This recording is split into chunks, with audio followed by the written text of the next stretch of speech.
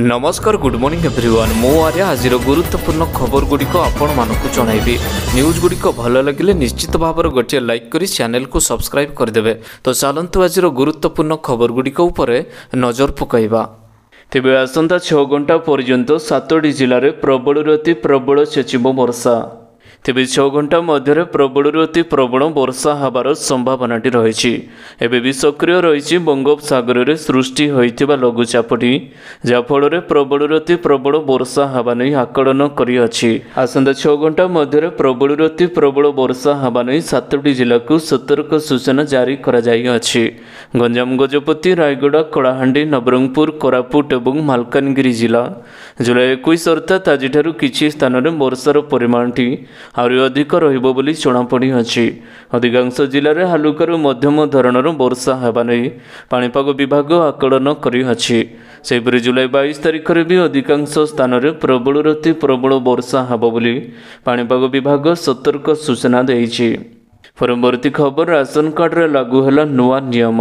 तेबे ration card धारी मानक पई एक जरूरी सूचना रही। राशन कार्ड धारक तुरंत इकेवाईसी करिवार आवश्यकता रही जहाँकि जून 21 तारिख आरंभ हो जाइअछि। राशन कार्ड रे पंजीकृत समस्त सदस्य मानक पई इकेवाईसी बाध्यतामूलक करा जाइअछि जाफल अयोग्य हिताधिकारी मानकु चिन्हट कराजिबो एवं सेमानंकु बाद दियाजिबो। समस्त राशन कार्डधारी मानक पई इकेवाईसी कार्य करिबा वर्तमान बाध्यतामूलक रहिछि। जदि इकेवाईसी करा न जाय तेबे राशन कार्ड रु आपणक नाटी कटिजिबो। तेणु हिताधिकारी मानकु अनुरोध करा जाइअछि जे सेमाने समस्त निश्चित भावने निजर इकेवाईसी कराई नियंतु। परवर्ती खबर खूब शीघ्र प्रधानमंत्री सूर्यघर मागणा बिजुली योजना मिलिबो मागणा बिजुली। तेबे राज्य में शीघ्र कार्यकारी हेबो प्रधानमंत्री सूर्यघर मागणा बिजुली योजना। एने शक्ति विभाग प्रमुख शासन सचिव शाश्वत मिश्र समीक्षाटी करि अछंती। एही योजना रे किभଳି अधिकरू अधिक लोक लाभवान होई पारिबे से नहीं सचेतना सृष्टि करने आगामी दिन में पदक्षेप नियाजिबो बोली एक बैठक रे कहा जाइअछि। यह कार्यकारी हेले उपभोक्ता निजर घर छात उपरे सोलार पैनल लगाई 300 यूनिट पर्यंत मागणा बिजुली व्यवहार करि पारिबे। परवर्ती खबर बजेट रे बड़ घोषणा करिपारंती अर्थमंत्री। तेबे 23 तारिख में अर्थमंत्री निर्मला सीतारमण केंद्रीय बजेट 2024 आगत करेंगे। ए बजेट उपर एवं सारा देशवासी नजर रही। तेबे एथर अर्थमंत्री 7टी इनकम टैक्स रिलीफ घोषणा करिवार यथेष्ट संभावना रही। विशेषकर वेतन श्रेणीर जनसाधारण एवं टैक्स प्रदाता माने किछिटा आश्वस्ति पाइबापई आशा रखिछन्ति। टैक्स लाभ रे एडजस्टमेंट करा जिवो। एथर बजेट रे टैक्स लाभ रे किछिटा परिवर्तन करा जाई एक समान एवं प्रगतिशील आयकर व्यवस्था पई पदक्षेप ग्रहण करा जिवो। परवर्ती खबर समस्त सरकारी कर्मचारी मानकर 1 अगस्ट रु दरमा वृद्धि।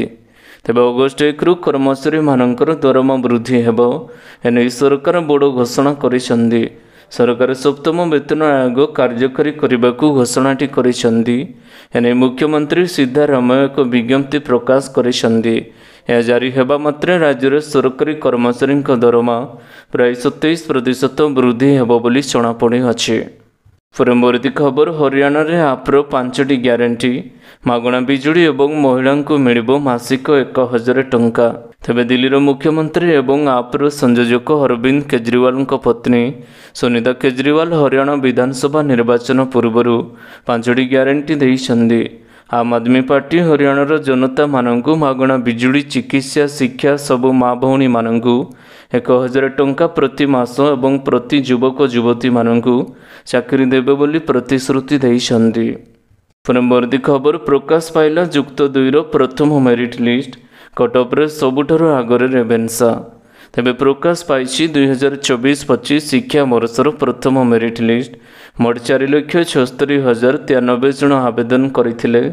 एथिमध्यरु 4,26,472 जनक नाम मेधा तालिका रे आसी अछि। 49,621 जन बाद पड़िछन्ति। कला रे 2,71,492 जन, विज्ञान रे 1,17,273 जन, वाणिज्य रे 24,354 जन, उपशास्त्री 8,375 जन, ଧନ୍ଦାମୂଳକରେ 4,978 ଜଣ ନାମ ଲେଖାଇବା ପାଇଁ ମନୋନୀତ ହୋଇଛନ୍ତି। ପରବର୍ତ୍ତୀ ଖବର, ସ୍ଥାୟୀ ଜମାରେ 9.6% ସୁଧ ପାଆନ୍ତୁ। ଦେଶର 10ଟି ବ୍ୟାଙ୍କ ପକ୍ଷରୁ ବଡ଼ ଘୋଷଣା। ତେବେ ଆଜିର ସମୟରେ ସମସ୍ତେ କମ୍ ନିବେଶରେ କମ୍ ସମୟରେ ଅଧିକ ରିଟର୍ଣ୍ଣ ପାଇବାକୁ ଚାହାନ୍ତି। ତେବେ ଏଭଳି ପରିସ୍ଥିତିରେ ଗ୍ରାହକମାନଙ୍କ ପାଖରେ ସେୟାର ବଜାର, ସୁନା ନିବେଶ, ମ୍ୟୁଚୁଆଲ ଫଣ୍ଡ, ରିକରିଂ ଡିପୋଜିଟ୍, ସ୍ଥାୟୀ ଜମା, ଜୀବନ ବୀମା, ରିଅଲ ଇଷ୍ଟେଟ୍ ଆଦି ଅନେକ ପ୍ରକାରର ନିବେଶ ବିକଳ୍ପ ରହିଅଛି। ତେବେ ଗ୍ରାହକମାନଙ୍କ ପାଇଁ ଏକ ଶସ୍ତା ସୁନ୍ଦର ନିବେଶ ପନ୍ଥା ହେଉଛି ଏଫ୍‌ଡିରେ ନିବେଶ। ଏଥିରେ ନିବେଶ କରି ଗ୍ରାହକମାନେ 9.6% ପର୍ଯ୍ୟନ୍ତ ସୁଧ ବି ପାଇପାରିବେ ବୋଲି ଜଣାପଡ଼ିଅଛି। ପରବର୍ତ୍ତୀ ଖବର, ପ୍ରବଳ ବର୍ଷା ଯୋଗୁଁ ମୁମ୍ବାଇରେ ହାଇ ଆଲର୍ଟ କରାଗଲା ଜାରି। ତେବେ ମୌସୁମୀ କାରଣରୁ ଦେଶର ବହୁ ରାଜ୍ୟରେ ଲଗାତାର ବର୍ଷା ହେଉଛି। ମୁମ୍ବାଇରେ ପ୍ରବଳ ବର୍ଷା ଯୋଗୁଁ ସହରର ଅନେକ ସ୍ଥାନରେ ଜଳବନ୍ଦୀ ଅବସ୍ଥା ଦେଖିବାକୁ ମିଳିଛି। ବର୍ଷା କାରଣରୁ ବହୁ ଲୋକଙ୍କ ଘରେ ପାଣି ପଶିଯାଇଛି। ମୁମ୍ବାଇରେ 20ରୁ 21 ଜୁଲାଇ ଭିତରେ ମଧ୍ୟମରୁ ପ୍ରବଳ ବର୍ଷାର ସମ୍ଭାବନାଟି ରହିଛି। ଏବେ ପ୍ରବଳ ବର୍ଷା ବେଲ୍ଟ, ସିନ୍ଧୁଦୁର୍ଗ, କୋଣାର୍କ କ୍ଷେତ୍ରରେ ଦେଖିବାକୁ ମିଳିଛି। ସେହିଭଳି ଆଜି ମଧ୍ୟ ଜାରି ରହିବ ମଧ୍ୟମରୁ ପ୍ରବଳ ବର୍ଷା। କାଲି ରାତି ପ୍ରାୟ 9ଟା ବେଳେ ହାଇଟାଇଡ୍ ଚେତାବନୀ ଜାରି କରାଯାଇଅଛି, କାରଣ ହାଇଟାଇଡ୍ ସମୟରେ ସହର ସାଇଡ୍ରେ 10 ଫୁଟରୁ ଅଧିକ ଉଚ୍ଚ ଜୁଆର ଉଠିବାର ଆଶଙ୍କା ମଧ୍ୟ ରହିଛି। ପରବର୍ତ୍ତୀ ଖବର, ଅସ୍ଥାୟୀ ପୋଲ ଉପରେ 4 ଫୁଟ ଉଚ୍ଚର ବନ୍ୟା ଜଳ। ତେବେ ତୁରୀ ନଦୀର ଅସ୍ଥାୟୀ ପୋଲରେ 2 ଫୁଟ ଉଚ୍ଚରେ ପାଣି। ନଦୀ ଉପରେ ପୋଲ କାମ ଚାଲୁଅଛି। ନିକଟରେ ଯାନବାହନ ଚଳାଚଳ ପାଇଁ ରହିଛି ଏକ ଅସ୍ଥାୟୀ ପୋଲ। ଶୁକ୍ରବାରଠାରୁ ଲାଗି ରହିଥିବା ବର୍ଷା ଯୋଗୁଁ ଏହି ପୋଲ ଉପରେ 4 ଫୁଟ ଉଚ୍ଚର ଜଳ ପ୍ରଭାବିତ ହେଉଅଛି। ତେଣୁ ସେହି ଜିଲ୍ଲାରେ ସତର୍କତାମୂଳକ ମାର୍ଗଦର୍ଶିକା ଜାରି କରିଛନ୍ତି ଜିଲ୍ଲାପାଳ। ପରବର୍ତ୍ତୀ ଖବର, ଗାଡ଼ିରେ ଫାସ୍ଟ୍ୟାଗ୍ ଲାଗିନଥିଲେ 2 ଗୁଣା ଟୋଲ୍ ଟ୍ୟାକ୍ସ ଦେବେ ଗାଡ଼ି ଚାଳକ। ତେବେ ଗାଡ଼ି ଚାଳକମାନଙ୍କ ପାଇଁ ଆସିଛି ଏକ ବଡ଼ ଖବର। ଟୋଲ୍ ପ୍ଲାଜାରେ ଲାଗିଥିବା ଟ୍ୟାକ୍ସକୁ ନେଇ ଭାରତୀୟ ଜାତୀୟ ରାଜପଥ ପ୍ରାଧିକରଣ ପକ୍ଷରୁ ଏକ ନୂଆ ନିୟମ ଲାଗୁ କରାଯାଇଅଛି। ନୂଆ ନିୟମ ଅନୁସାରେ ଯେଉଁ ଲୋକମାନେ ଗାଡ଼ିରେ ଫାସ୍ଟ୍ୟାଗ୍ ଲଗାଇ ନଥିବେ, ଏବେ ସେମାନେ 2 ଗୁଣା ଟୋଲ୍ ଟ୍ୟାକ୍ସ ଭରିବାକୁ ଯାଉଛନ୍ତି। ଏହାକୁ ନେଇ NHAI ପକ୍ଷରୁ ଏକ ଗାଇଡ୍‌ଲାଇନ୍ସଟି ଜାରି କରାଯାଇଅଛି। ଏ ସମ୍ବନ୍ଧରେ ସମସ୍ତ ଟୋଲ୍ ପ୍ଲାଜାରେ ସୂଚନା ପ୍ରଦର୍ଶନ କରାଯିବାକୁ କୁହାଯାଇଛି। ଫଳରେ ଏପରି ଦାୟିତ୍ୱହୀନ କରୁଥିବା ଲୋକମାନେ ପେନାଲ୍ଟି ବିଷୟରେ ଅବଗତ ହୋଇପାରିବେ ବୋଲି ଜଣାପଡ଼ିଛି। ପରବର୍ତ୍ତୀ ଖବର, ସୁପ୍ରିମକୋର୍ଟର ନିର୍ଦ୍ଦେଶ ପରେ ପ୍ରକାଶ ପାଇଲା ନିଟ୍ UGCର ରେଜଲ୍ଟ। ତେବେ ପ୍ରକାଶ ପାଇଲା ନିଟ୍ UGର ପରୀକ୍ଷା result. National testing agency NTA ପକ୍ଷରୁ ରେଜଲ୍ଟଟି ଜାରି କରାଯାଇଅଛି। ସହର ଏବଂ ସେଣ୍ଟର ୱାରି ଫଳାଫଳ ଜାରି କରାଯାଇଅଛି। ଛାତ୍ରଛାତ୍ରୀ NEET.NTA.online.in କୁ ଯାଇ ଏହାକୁ ଦେଖିପାରିବେ। National eligibility cum entrance test ପାଇଁ ସେଣ୍ଟର ୱାଇଜ୍ ଫଳାଫଳଟି ଜାରି କରାଯାଇଅଛି। ପରବର୍ତ୍ତୀ ଖବର, ଯେଉଁ କମ୍ପାନୀ ଯୋଗୁଁ ଠପ୍ ହୋଇଗଲା ଦୁନିଆ, ଗୋଟିଏ ଝଟକାରେ ତାହାର 73,000 କୋଟି ଟଙ୍କାର କ୍ଷତି। ତେବେ ଆମେରିକାର cyber security company CrowdStrike ଶୁକ୍ରବାରଠାରୁ ଚର୍ଚ୍ଚାରେ ରହିଛି, କାରଣ ଏହା ସେହି ସମାନ କମ୍ପାନୀ ଯାହାର ଖରାପ ସଫ୍ଟୱେର୍ ଅପଡେଟ୍ ସମଗ୍ର ବିଶ୍ୱରେ ହଇଚଇ ସୃଷ୍ଟି କରିଛି। ମାଇକ୍ରୋସଫ୍ଟର ସର୍ଭର ପ୍ରାୟ 15 ଘଣ୍ଟା ପାଇଁ ଅଟକି ରହିଥିଲା, ଯେଉଁଥିପାଇଁ ବିମାନ ବନ୍ଦର, ବ୍ୟାଙ୍କ, ଟିଭି ଚ୍ୟାନେଲ ଏବଂ ଷ୍ଟକ୍ ମାର୍କେଟ ସବୁ ବନ୍ଦ ହୋଇ ରହିଥିଲା। ଏହି ସମୟରେ ଆମେରିକାର ସାଇବର ସୁରକ୍ଷା କମ୍ପାନୀ କ୍ରାଉଡ୍ ଷ୍ଟ୍ରାଇକ୍ ଏକ ବଡ଼ ଧରଣର ଅସୁବିଧାର ସମ୍ମୁଖୀନ ହୋଇଛି। ଶୁକ୍ରବାର ଦିନ କମ୍ପାନୀର ସେୟାର 11%ରୁ ଅଧିକ ହ୍ରାସ ପାଇଛି, କାରଣ ବିଭିନ୍ନ ଶିଳ୍ପରେ ବ୍ୟାଘାତ ହେତୁ କାମରେ ବାଧା ସୃଷ୍ଟି ହୋଇଛି। ଜନସେବା ବନ୍ଦ ହୋଇଗଲା, ବିମାନ ଚଳାଚଳ ବାତିଲ ଏବଂ କିଛି ପ୍ରସାରଣକାରୀଙ୍କୁ ପ୍ରସାରଣ ବନ୍ଦ କରିବାକୁ ପଡ଼ିଲା, ଯାହାଫଳରେ 73,000 କୋଟି ଟଙ୍କା କ୍ଷତି ସହିବାକୁ ପଡ଼ିଛି। ପରବର୍ତ୍ତୀ ଖବର, ରାକ୍ଷୀ ପଠାଇବା ପାଇଁ ଇଣ୍ଡିଆ ପୋଷ୍ଟର ନିର୍ଦ୍ଦେଶାବଳୀ ଜାରି। ତେବେ ଇଣ୍ଡିଆ ପୋଷ୍ଟର ସୂଚନା ଅନୁସାରେ ବିଦେଶକୁ ରାକ୍ଷୀ ପଠାଇବାକୁ ଚାହୁଁଥିବା ବ୍ୟକ୍ତି ଜୁଲାଇ 31 ପୂର୍ବରୁ ପଠାଇଦେବା ଜରୁରୀ ରହିଛି। ଇଣ୍ଡିଆ ପୋଷ୍ଟ ଶୁକ୍ରବାର ଏକ ବିବୃତ୍ତିରେ କହିଛି, ଇଣ୍ଟରନ୍ୟାସନାଲ ମେଲ୍ ସର୍ଭିସେସ୍ ସମ୍ପର୍କରେ ବିସ୍ତୃତ ତଥ୍ୟ ରହିଛି।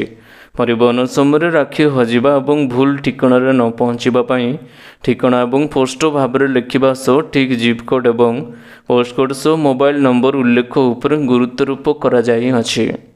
ପରବର୍ତ୍ତୀ ଖବର, ନଭେମ୍ବରରେ ସରୁଛି 3ଟି ବିଶ୍ୱବିଦ୍ୟାଳୟ କୁଳପତିଙ୍କ କାର୍ଯ୍ୟାଳୟ।